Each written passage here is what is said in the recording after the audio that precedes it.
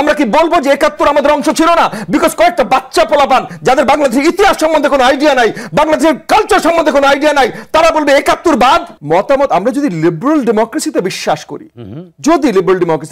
করি, আমরা অনেকেই বলছি কনস্টিটিউশন ছিঁড়ে ফেলবো, পুড়িয়ে ফেলবো, নতুন কিছু করে ফেলবো, কিন্তু যদি যে কনস্টিটিউশনটা ভুল ভ্রান্তি আছে, কিন্তু যে কনস্টিটিউশনটা আমাদের আছে এটা লিবারেল ডেমোক্রেটিক একটা কনস্টিটিউশন। যদি আমরা লিবারেল ডেমোক্রেসিতে বিশ্বাস করি তাহলে আমার অধিকার ততক্ষণ পর্যন্ত আমি খাটাতে পারি যতক্ষণ পর্যন্ত আমার অধিকার আপনার অধিকারের উপরে কোনো ধরনের হস্তক্ষেপ করছে না।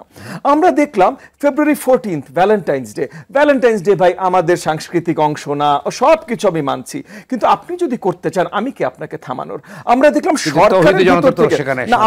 সরকারের ভেতর থেকে তৌহিদি জনতা কে কাকে চেনে ভাই? বললেই হলো, একটা নাম বলে দিল তৌহিদি জনতা। কালকে মোশাররফ ভাই বলল তৌহিদি জনতা, ববি আজাদ তৌহিদি জনতা, কি বলে না মশিউর তরুণ তৌহিদি জনতা বলে দিল, হয়ে গেল। কারণ এই তৌহিদি জনতা নামে তো করছে প্র্যাকটিক্যালি, এই যে নামে যে করছে সেগুলোরও কিছু এগেন আজকে ইন্টারনেটের যুগ, তো তরুণরা বা বিবেকবান যে জনগণরা আছেন তারা অলরেডি ছবি দিয়ে পরিচয় দিয়ে ইন্টারনেটে দিয়ে দেয়। এবং আমরা দেখেছি যে তৌহিদি জনতার নামে একজন হ্যারাস করলো ঢাকা বিশ্ববিদ্যালয়ের ক্যাম্পাসে, তাকে যে জেল থেকে ছাড়িয়ে নিয়ে আসলো, যারা নিয়ে আসলো ফুলের মালা দিয়ে, টুপি পরিয়ে, পবিত্র কোরআন তার হাতে দিয়ে কোরআনের অবমাননা করেছে, এটা যারা করলো তাদের পরিচয় পত্র বেরিয়ে গেল যে তারা এর আগে হিজবুত তাহরির না কিসের সাথে জড়িত ছিল।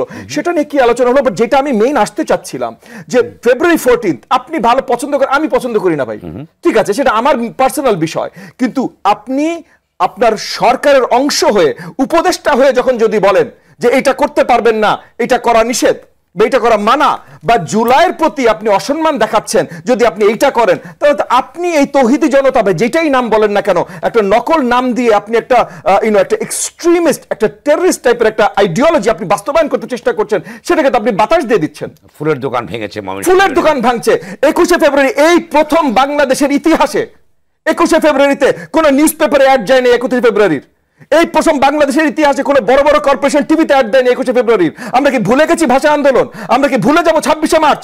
আমরা কি বলবো যে ৭১ আমাদের অংশ ছিল না? বিকজ কয়েকটা বাচ্চা পোলাপান যাদের বাংলাদেশের ইতিহাস সম্বন্ধে কোনো আইডিয়া নাই, বাংলাদেশের কালচার সম্বন্ধে কোনো আইডিয়া নাই, তারা বলবে ৭১ বাদ, বাংলা ৭১ ভুলে যাবো, আমরা বাংলাদেশ ভুলে যাবো, জাস্ট বিকজ কয়েকটা বাচ্চা পোলাপান যাদের ইতিহাস কালচার কিছু সম্বন্ধে কিছু জানে না, তারা বলবে যে আমরা নতুন বাংলাদেশ করবো, আমরা সেকেন্ড, থার্ড, ফোর্থ কত নাম্বার রিপাবলিক করবো, রিপাবলিকের নাম্বার পর্যন্ত তারা জানে না। তাদের কথা শুনে আমরা পুরো বাংলাদেশের ইতিহাস ভুলে যাবো। ফাজলামি শুরু করেছে।